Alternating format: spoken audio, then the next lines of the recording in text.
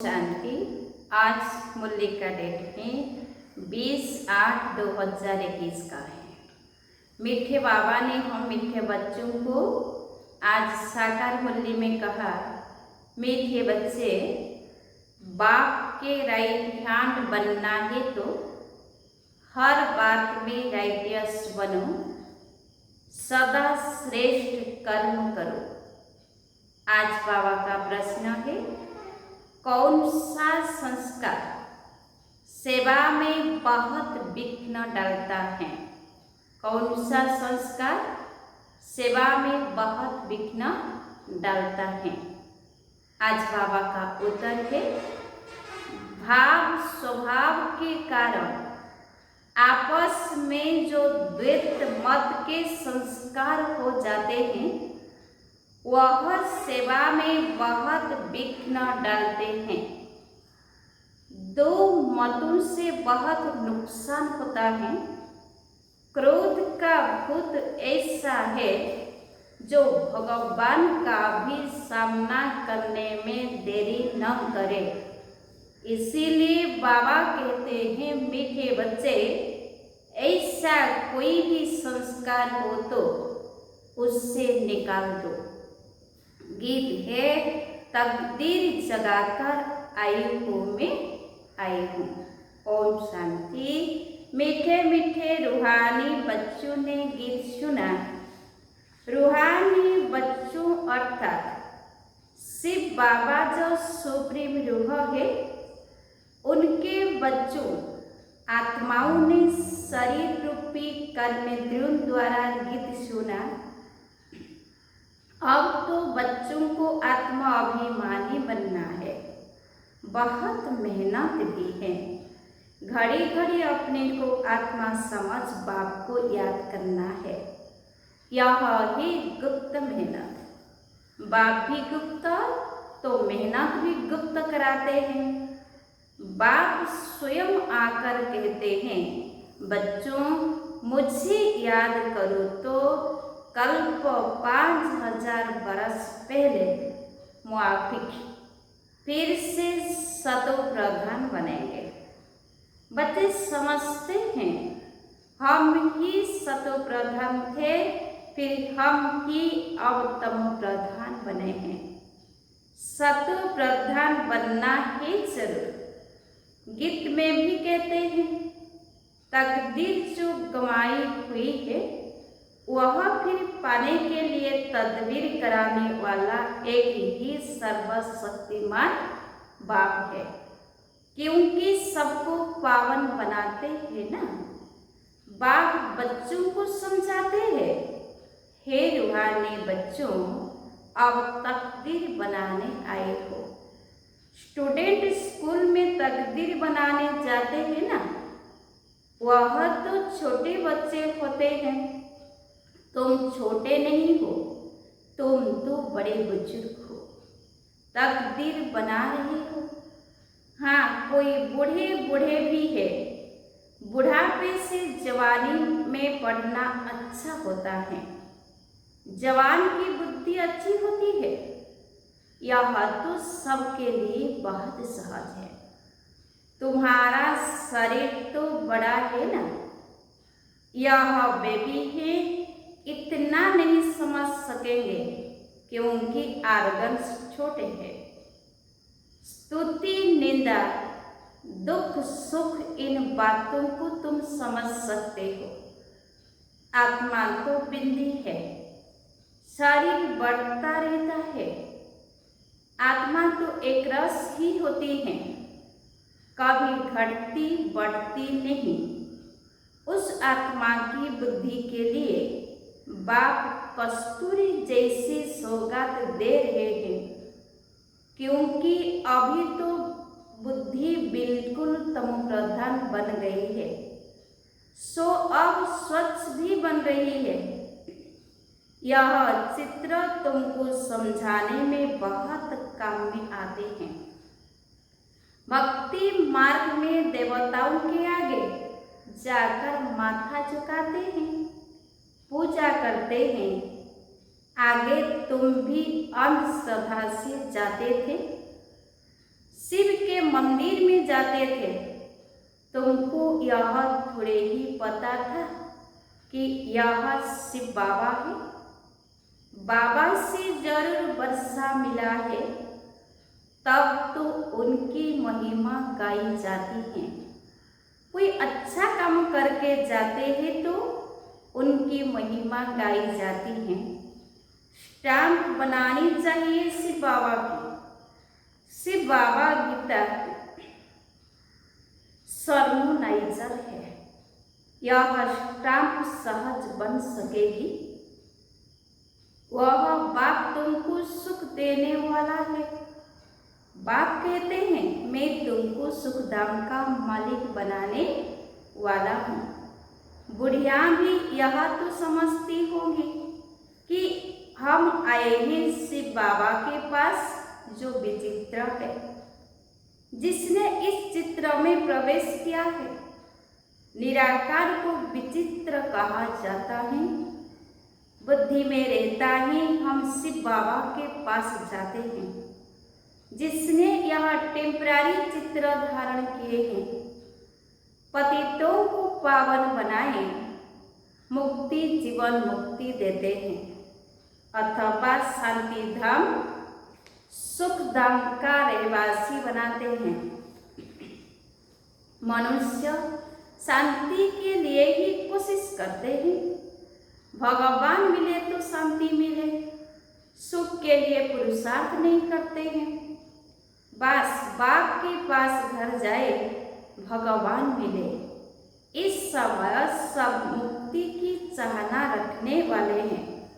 जीवन मुक्ति लेने वाले सिर्फ तुम ब्राह्मण ही हो, बाकी सब मुक्ति की चाहना रखने वाले हैं।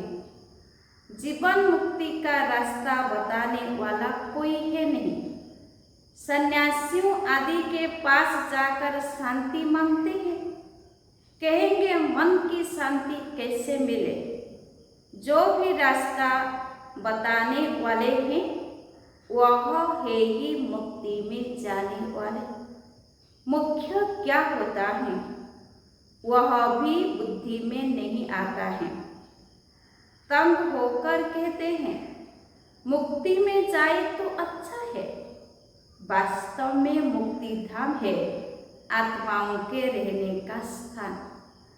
इतने सेंटर्स पर बच्चे हैं, सब जानते हैं कि हम नई दुनिया के लिए राज्य भाग्य लेते हैं। बाबा हमको नई दुनिया का राज्य देते हैं। कहाँ देंगे? नई दुनिया में देंगे व पुरानी दुनिया में देंगे। बाप कहते हैं मैं संगम पर आता हूँ। मैं न सतयुग में न कलयुग में आता हूँ, दोनों के बीच में आता हूँ। बाप तो सबको सदगति देंगे ना, ऐसे तो नहीं दुर्गति में छोड़ जाएंगे। सदगति और दुर्गति इकट्ठे नहीं रह सकते हैं। बच्चे जानते हैं यह पुरानी दुनिया विनाश होनी है, इसीलिए इनसे प्यार नहीं रखना है। बुद्धि कहती है बरोबर अभी हम संगम युग पर है, यह दुनिया बदलने वाली है। अब बाप आया हुआ ही।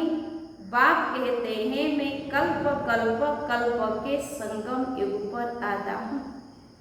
तुमको दुख से छुड़ाए हरि के द्वार ले जाता हूँ।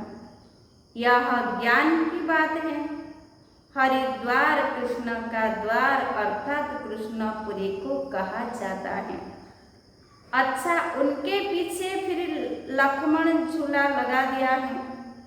पहले हरिद्वार आएगा। सतयुग को हरिद्वार कहा जाता है। फिर राम लक्ष्मण आदि दिखाते हैं। वह बात कोई है नहीं, वह तो बनाई हुई बात है। राम को कितने भाई दे दिए हैं? 4 भाई तो होते नहीं, 4-8 भाई तो यहाँ होते हैं। एक तरफ है ईश्वरीय संतान, दूसरे तरफ है आसुरी संतान। अभी तुम जानते हो शिव बाबा ब्रह्मा तन में आए हैं। शिव बाबा है, ब्रह्मा है दादा, प्रजापिता है। वह आत्माओं का पिता तो अनादि है। इस समय ब्राह्मणों को रचते हैं। ऐसे नहीं कि शिव बाबा शालिग्राम को रचते हैं। नहीं, शालिग्राम तो अविनाशी है ही।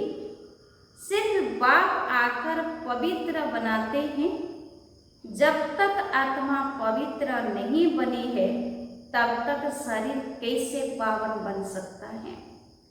हम आत्माएं पवित्र थी तो सतो प्रधान थी, अभी अपवित्र तमो प्रधान है, फिर सतो प्रधान कैसे बने? यह तो सहज समझ की बात है। तुम इस समय खाद पड़ने से पतित तमो प्रधान हो गए हो। अब फिर सतो प्रधान बनना है। हिसाब किताब चुक्त कर सब शांति धाम व सुखधाम में आएंगे। आत्माएं निराकारी घर से कैसे आती हैं, उसकी यादगार भी क्रिश्चियन लोग झाड़ में बल्ब लगाकर मनाते हैं।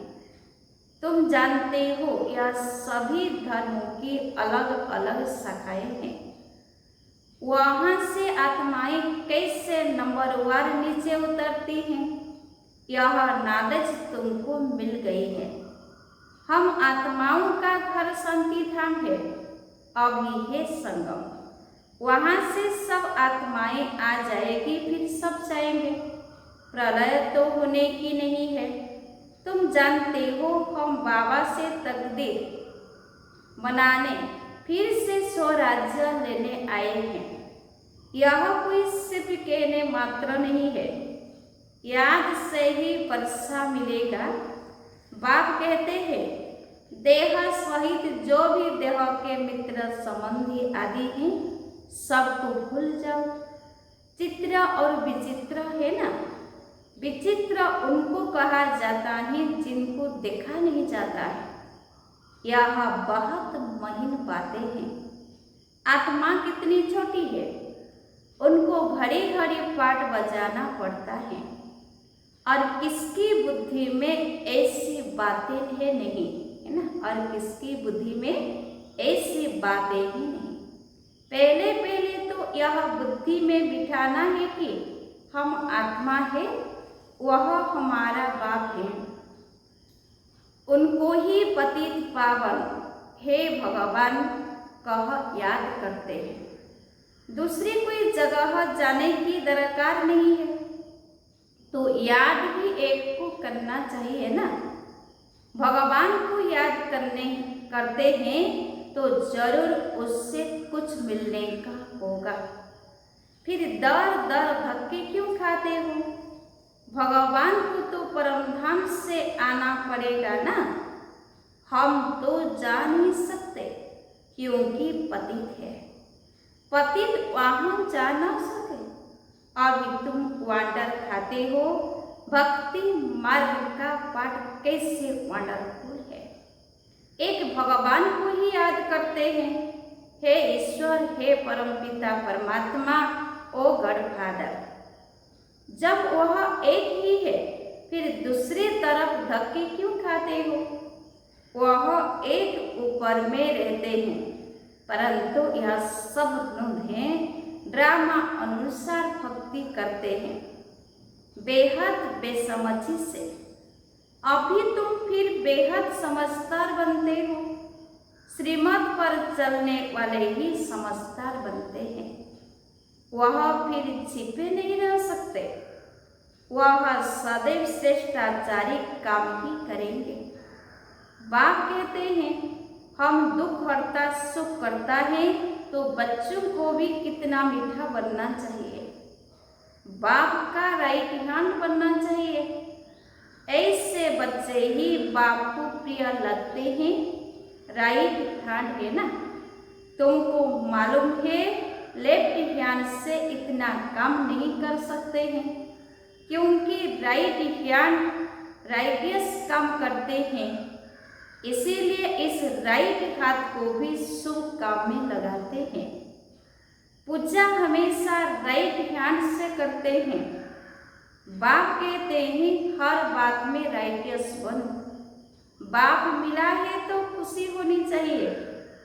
बाप कहते हैं माँ में कब याद करो तो फिर अंतमति सोगति हो जाएगी। मत और गत व गति करने की मत एक ही है।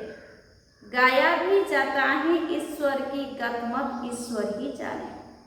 पतित पावन वही है, वही जानते हैं। मैं मनुष्यों को पावन बनाए दुर्गति से सदगति में कैसे ले जाऊंगा। भक्ति मार्ग में कितनी मेहनत करते हैं परंतु सदगति होती नहीं, फल कुछ भी मिलता नहीं। सदगति देने वाला तो एक ही बाप है। भक्ति में जो जिस भावना से पूजा करते हैं उनको वह फल देने वाला मैं ही हूँ। वह भी ड्रामा में नृत्य है, उनको आपे ही मिल जाता है अपने पुरुषार्थ से। अब पवित्र भी अपने पुरुषार्थ से बच्चों को बनना है। बाप कहते हैं मीठे मीठे बाप को याद करो। वही सर्वशक्तिमान अलमाइटी अथॉरिटी कितना अच्छा बनाते हैं। तुम सब कुछ जान चुके हो फिर बाप से वर्षा ले रहे हो।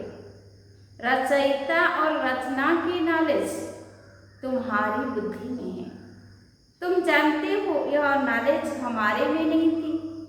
यज्ञ तप आदि करना, शास्त्र आदि सुनना, यह ही शास्त्रों की नॉलेज, उनको भक्ति कहा जाता है। उसमें एम ऑब्जेक्ट कुछ है नहीं।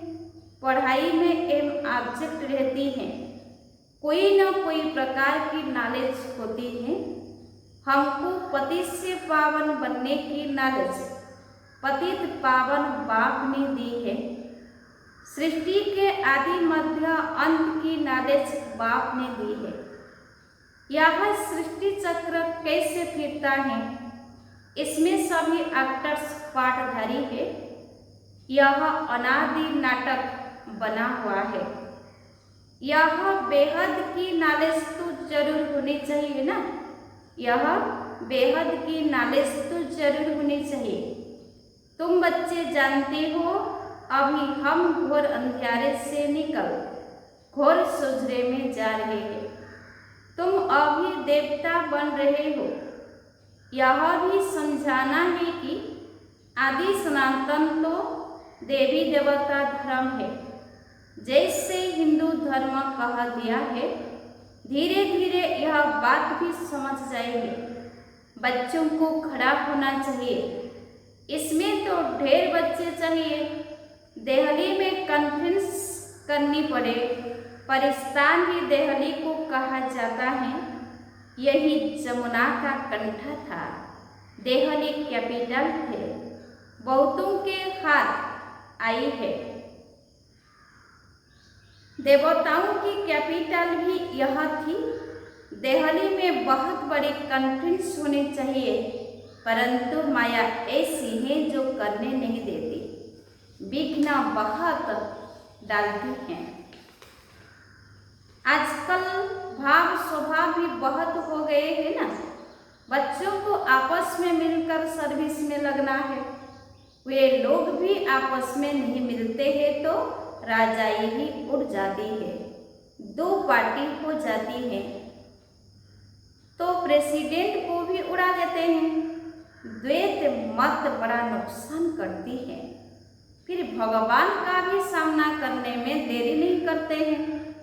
नुकसान भगवान के नुकसान भी बहुत पाते हैं। क्रोध का भूत आ जाता है तो फिर बात मत पूछो। इसीलिए बाबा कहते हैं गुड़ जाने गुड़ की उतरी जाने। बाबा बच्चों को सृष्टि के आदि मध्य अंत का नॉलेज सुना रहे हैं। अब कोई धारणा करे व न करे वह ही पुरुषार्थ पर मदार। ऐसे नहीं कोई पर बाबा आशीर्वाद व कृपा करेंगे। इसमें कृपा आदि मांगने की बात ही नहीं। प्रेरणा से अगर योग और ज्ञान सिखलाना होता है, फिर तो बाप कहते हैं मैं इस गंदी दुनिया में आता क्यों। प्रेरणा, आशीर्वाद यह सब भक्ति मार्ग के अक्षर है। इसमें पुरुषार्थ करना होता है, प्रेरणा की बात नहीं। तुमको 3 इंजन मिली है इकट्ठी, वहाँ तो बाप अलग, टीचर अलग मिलता है, गुरु पिछाड़ी में मिलता है। यहाँ तो यह तीनों ही इकट्ठे है ना। बाप कहते हैं मैं तुमको पूज्य बनाता हूँ, तुम फिर पुजारी बन जाएंगे। बड़ा युक्ति से समझाना है, ऐसा न हो कोई बेहोश हो जाए। पहले मुख्य है 2 बाप की बात। भगवान बाप है, उनका जन्म भी शिव जयंती के रूप में हम मनाते हैं। जरूर स्वर्ग का मालिक बनाते होंगे। भारत में ही स्वर्ग था, अभी नर्क के विनाश लिए महाभारत लड़ाई खड़ी है ना। अभी नर्क के विनाश लिए महाभारत लड़ाई खड़ी है। जरूर बाप नई दुनिया की स्थापना कराने वाला भी है। बाप की श्रीमत पर ही हम कहते हैं कि भारत को हम पावन बनाकर ही छोड़ेंगे। अच्छा, मीठे मीठे सिके लगे बच्चों प्रति माता पिता बाप दादा का याद प्यार और गुड मॉर्निंग। रूहानी बाप की रूहानी बच्चों को नमस्ते। हम रूहानी बच्चों की रूहानी बाप दादा को याद प्यार और गुड मॉर्निंग। नमस्ते नमस्ते नमस्ते। धारणा के लिए मुख्य सार पॉइंट नंबर 1। जैसे बाप दुख हरता सुख करता है, ऐसे बाप समान बनना है, बहुत मीठा बनना है, सदा शुभ काम करके राइट हैंड बन जाना है। सदा शुभ काम करके राइट हैंड बन जाना है। पॉइंट नंबर 2, कभी 2 मतें नहीं बनानी है। भाव स्वभाव में आकर 1-2 का सामना नहीं करना है। क्रोध का भूत निकाल देना है। आज वरदाता बाप का वरदान है, फरियाद को याद में परिवर्तन करने वाले स्वतः और निरंतर योगी भव। फरियाद को याद में परिवर्तन करने वाले स्वतः और निरंतर योगी भव।